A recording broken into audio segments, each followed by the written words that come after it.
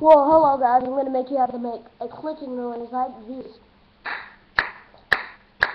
Okay, so how you do it is you have a bubble like on the top. No, you're doing this.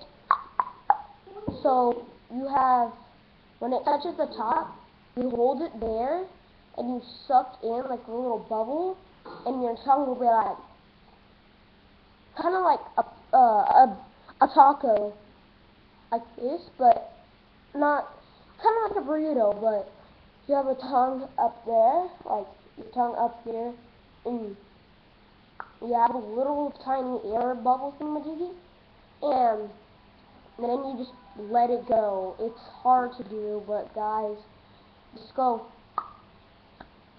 If you do this, or it's fine. You just keep on practicing and practicing. You'll get it someday.